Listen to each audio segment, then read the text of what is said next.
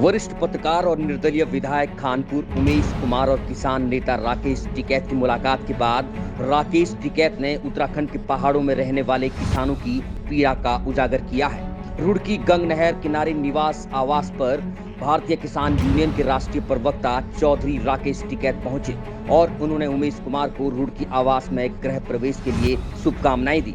चौधरी राकेश टिकैत ने और उमेश कुमार के साथ कई मुद्दों को लेकर चर्चा की। राकेश टिकैत ने कहा कि उमेश कुमार भ्रष्टाचार के खिलाफ लड़ाई लड़ रहे हैं, जबकि उत्तराखंड में ज्यादातर विधायक भ्रष्टाचार में लिप्त हैं।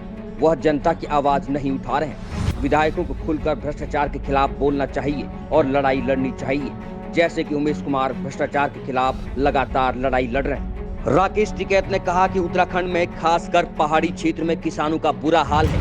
सरकार को इस ओर ध्यान देना चाहिए। आगामी लोकसभा चुनाव को लेकर राकेश टिकैत ने कहा कि हम गैर राजनीतिक दल हैं, लेकिन यही मैसेज देना चाहता हूं, किसानों को संगठित होकर रहना पड़ेगा। संगठन में ही सबसे बड़ी ताकत है। देश में विपक्ष कमजोर है। अगर विपक्ष कमजोर रहेगा तो देश में तानाशाह पैदा होंगे, इसलिए विपक्ष को मजबूत बनाना पड़ेगा।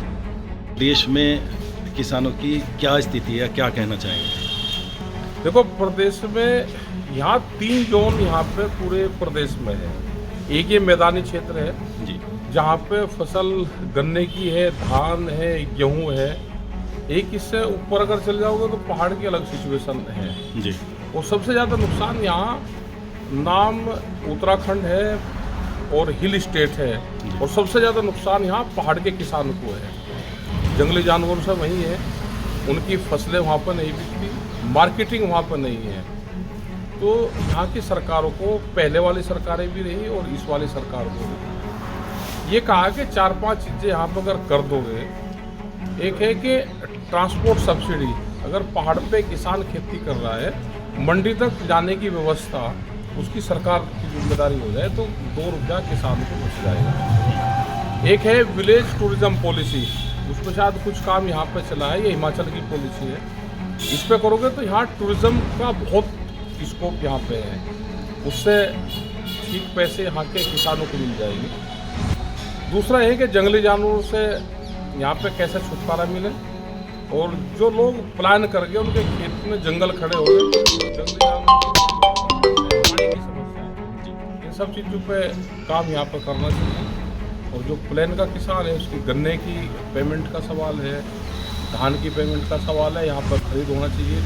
MSP गारंटी कानून देश में लागू होगा तो यहाँ के किसान को भी फायदा होगा। इन सब चीज़ों पर काम करा जाए, यहाँ पर काम। उत्तराखंड में भ्रष्टाचार की लड़ाई विधायक उमेश कुमार अकेले, मात्र 70 विधायकों में से अकेले लड़ रहे हैं, क्या कहना चाहेंगे? भाई, ये लड़ाई तो बन रहे हैं, ये बन रहे हैं और लड़ाई लड़ रहे हैं, लेकिन विधायकों ने लड़ाई लड़ते सबने छोड़ दी।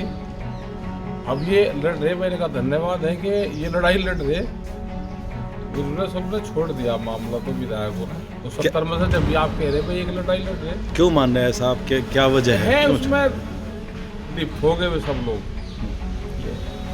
तो जनता को कैसे जागना पड़ेगा इसके लिए? क्या जनता को तो तैयार रहना पड़ेगा भाई, भ्रष्टाचार के खिलाफ, और जो अपने हक हकूक है उसके लिए जागरूक रहना पड़ेगा।